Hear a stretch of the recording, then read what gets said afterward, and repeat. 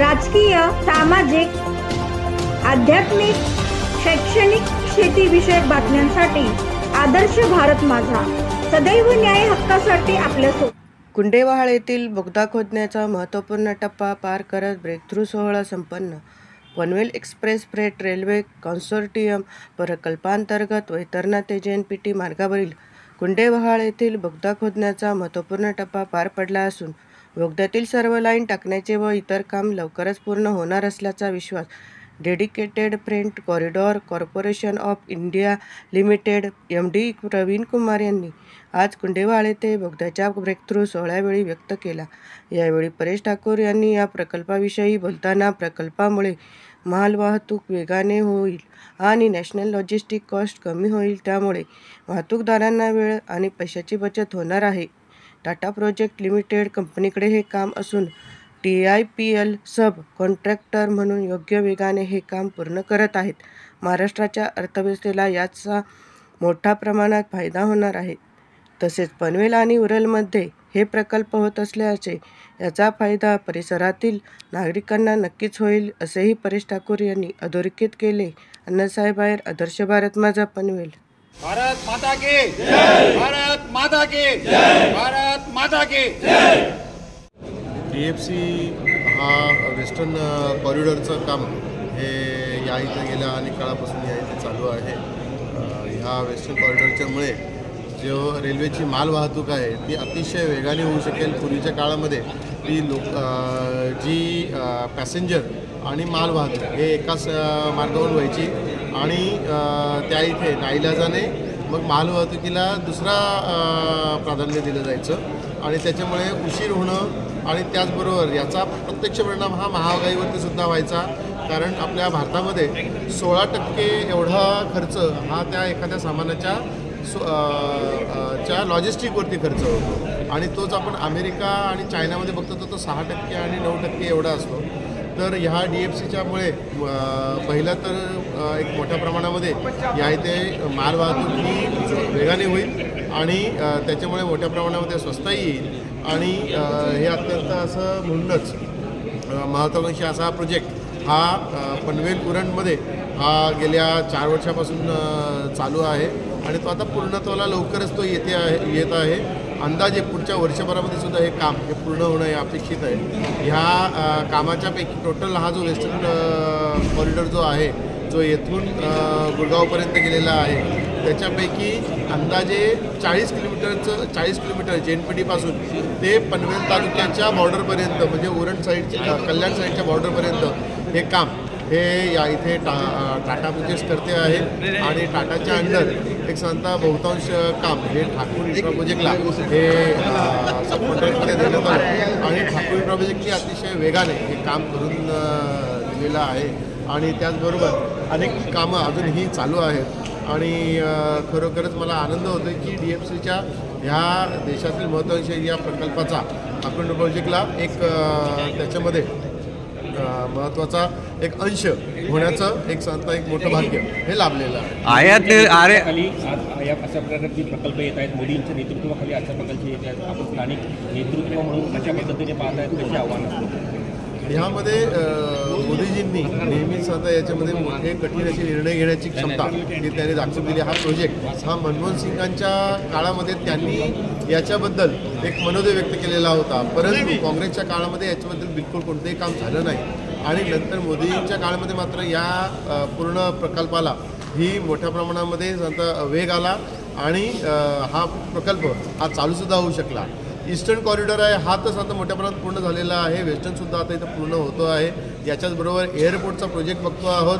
Airport हा सुद्धा अगदी 2004पासून होणार म्हणून गोष्टी होत्या, परंतु कोणत्या प्रकारचं महत्त्वाचं चांगल्या प्रकारे काम हे होताना दिसत नव्हतं. मोदीजींनी मात्र या इथे मोठ्या प्रमाणामध्ये याच्यात वेग घेतला.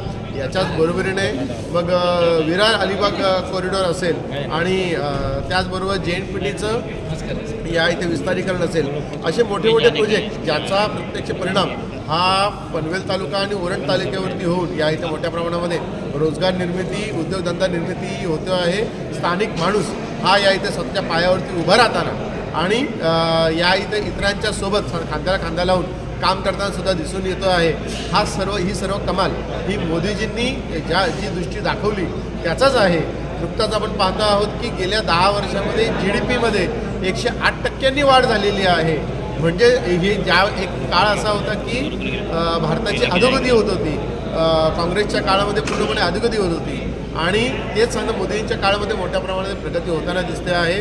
आज या इथे आमचा आगरी, मराठा, कुणबी, आणखीन कराडी आणि त्याचबरोबर सांगता येथील सांगता स्थानिक हा सांगता जो भूमिपुत्र आहे तो स्वतःचे उद्योगधंदे मोठे करताना, स्वतःचे सांगता इथं रोजगार हे तयार करताना आणि इतर मराठी तरुणांना सुद्धा आणखीन रोजगार निर्मिती करून सांगता त्यांना सुद्धा कामावरती घेण्याचं, त्यांचे घर सावरण्याचं काम करत आहे. हे सर्व जर शक्य झालेलं असेल तर मोदींच्यामुळं आणि म्हणूनच मला मोदींचं शिपाई होण्याचा मला एक सार्थ असा अभिमान आहे.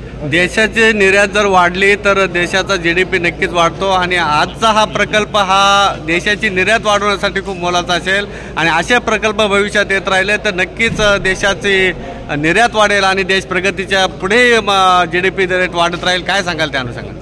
या इथे ज्या प्रकारे JNPTची वाढ चालू आहे, या इथे SEZ सारखे प्रकल्प हे इथे JNPTमध्ये येत आहेत आणि त्यामुळे SEZ सारखे प्रकल्प हे असेंब्ली लाईन म्हणून ओळखले जातात. म्हणजेच याची मोठ्या प्रमाणामध्ये ह्या सामानांची निर्मिती ही महाराष्ट्राच्या विविध कानाकोपऱ्यामध्ये होणार आणि इथे JNPTमध्ये येणार. त्याच्यामुळे एक सर्वार्थाने महाराष्ट्राच्या पूर्णच अर्थव्यवस्थेला याचा एक मोठ्या प्रमाणामध्ये फायदा होणार आहे आणि त्यामुळे हे सर्व प्रकल्प हे मोठ्या प्रमाणात पनवेल आणि उरणमध्ये केंद्रीभूत झाल्यामुळे याचा मोठ्या प्रमाणामध्ये फायदा हा पनवेल आणि उरणमधील ह्या सर्व नागरिकांना सुद्धा होणार आहे आणि त्याचा फायदा हा येथील एक जीवनमान सुधारण्यामध्ये होणार आहे. त्याचं खरोखरच साधा श्रेय हे मोदीजींना जातं असंच मला वाटतं. सर, ये जो हमारा जो प्रोजेक्ट है स्पेशली वैतरणा से लेके JNPT करीब 102 किलोमीटर का डबल लाइन सेक्शन का प्रोजेक्ट है और ये जो काम जो अंजाम दे रहा है टाटा प्रोजेक्ट लिमिटेड हमारे एजेंसी है जो कि जिनके द्वारा और उनके बहुत सारे वेंडर्स हैं जिनके द्वारा ये काम करा जा रहा है. इस वाले पूरे सेक्शन में 4 टनल हैं. चारों टनल की लंबाई कुल मिला के करीब 800-900 मीटर के आसपास आती है.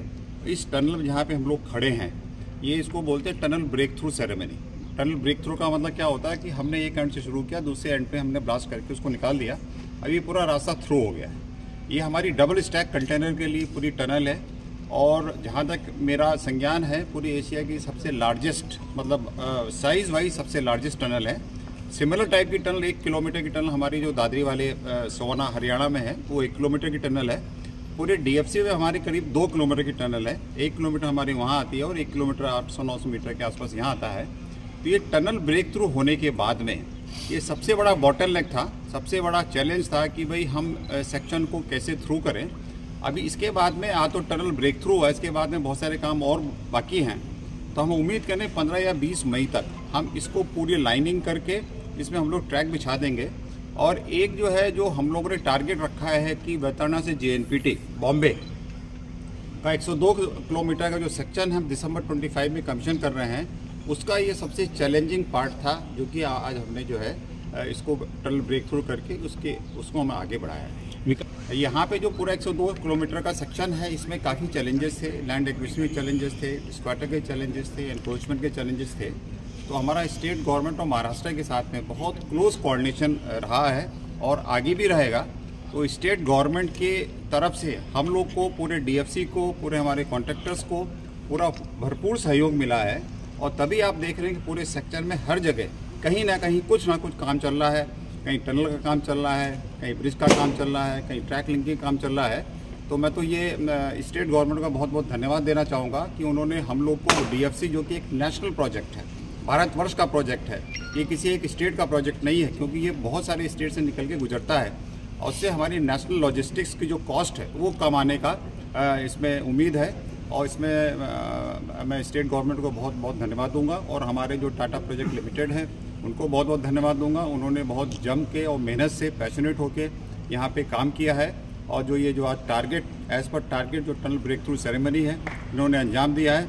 सिर्फ के लिए इसके लिए मैं टाटा प्रोजेक्ट का बहुत बहुत धन्यवाद देता हूँ. उसके साथ में हमारे एम्प्लॉयर हैं, हमारे चीफ इंजीनियर ऑफिस हैं, हमारे कंसल्टेंट्स हैं, जितने भी इस प्रोजेक्ट से जुड़े हुए आदमी हैं, जितने भी स्टाफ हैं, मैं सभी का बहुत बहुत धन्यवाद देता हूँ कि ये टीम वर्क के थ्रू ही हमारा ये काम संपन्न हुआ है और आज एक बहुत बड़ा DFC के लिए बहुत बड़ा दिन है.